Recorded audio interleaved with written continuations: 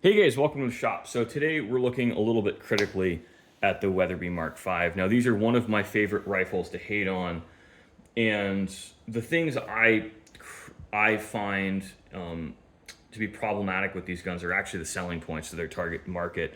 And one of those really is the cartridges that go in them. I think that Weatherby cartridges are frankly absurd. The quest for high velocity, I feel, is a little bit silly, and it's done at the expense of practicality, and it's done at the expense of utility. And the Weatherby cartridges, you just don't get good barrel life on them. The 300 Weatherby mag, I'm seeing things burning out in 1500 or 1600 rounds a lot of the time, and that's just not much. You know, you can see sub 1,000 round barrel life in like the 7 millimeter Weatherby. And I think the 340 Weatherby is kind of like the edge of where I would say that this is an acceptable case capacity to bore diameter ratio. But even then, you know, you basically have a 338 Lapua before the 338 Lapua existed. So they're kind of in this weird place. And we also see design choices like this Venturi shoulder, and that adds cost and complexity to these cartridges that I don't think needs to be there for no real increase in performance. Where this particular rifle is actually in 7 millimeter Weatherby mag, but what you see on it is no significant improvement over a cartridge like the 7 millimeter Shooting Times Westerner, which just has a conventional shoulder. It's the same case. I don't know if either will chamber in the others, but I suspect it's actually possible if you push hard enough on the bolt. And, you know, I just, they're just silly cartridges. But the people who love these guns look at them and they're like, oh, this is great. They're super high velocity. Look how fast I can launch this projectile. Oh my God, this is so cool. And I can understand that to a point, but I think Weatherby was kind of a symptom of the enshittification of high-end guns, where this rifle has very good figure, but they used Claro walnut, and they also have a really square forend. This is easier to make, and they also understood that people were shooting these off bags. They weren't really shooting them offhand because that's how the majority of shooters really actually shoot their rifles. So they have a flat bottom, and again, it's better to shoot off bags, but it's less comfortable to shoot off hand.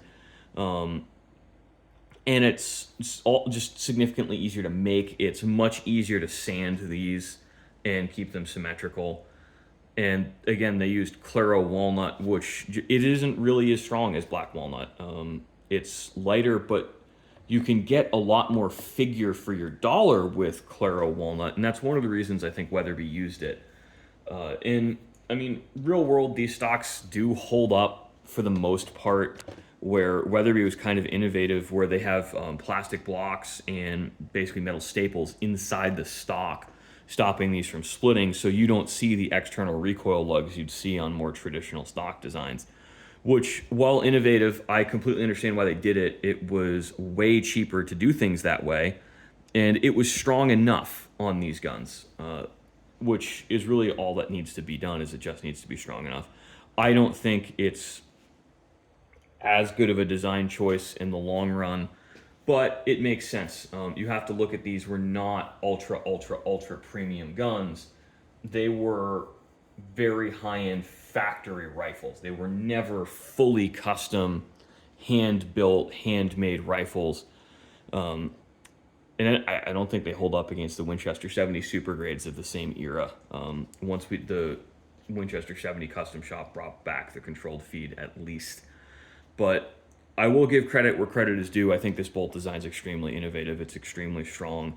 As far as I'm aware, this is the first 9-lug bolt design that was commonly available. I'm sure something came first, but you also have a 54-degree bolt lift. And just the ability on these guns to take extraordinarily high pressures and not blow up is impressive. They're one of the strongest, if not the strongest, commonly available bolt actions on the market in the US. And they're fairly light too. They're pretty good stalking rifles, where I think if these were chambered in more conventional and less extreme cartridges, they would have been much better. And it also has, in my opinion, a very good safety design where it's a 2-position safety that does lock the bolt, but it's a very, very strong. You have a lot of engagement on that cocking piece, and it really does cam the striker back. So features like that, I think, are really good features. But I think the biggest shortcoming of these rifles is just the ammunition. The 300 Weatherby I'll show you. I'm a little bit too lazy to wander over and grab a comparison cartridge, but I wear an extra large glove. And this is a very, very large cartridge. And this rifle is actually built in an even more overbore cartridge, the 7mm Weatherby, which is, again, very similar to the 7mm Shooting Times Westerner, if you're familiar. And to take advantage of this, let's step back. We've got a 26-inch barrel on it, and I think that is still leaving some velocity on the table. Let's actually see, is this really 7? So we'll do this plus 3/4 inch. Oh no, this is a short barrel on this guy. It is only a 24-inch barrel. So that's kind of an odd choice. For some reason, I thought this had a 26-inch barrel.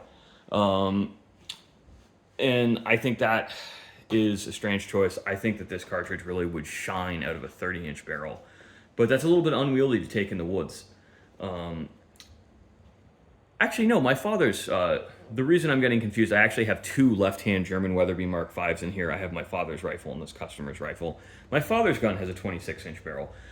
So, excuse me for misspeaking. It does get a little bit confusing when you have a few of these in the shop at the same time, but I think it's a little bit odd to go with a standard length sporter barrel in such intensely overbore cartridges, because you really do. These are cartridges that lose a lot of velocity when you lose an inch, and they really shine in these longer barrels.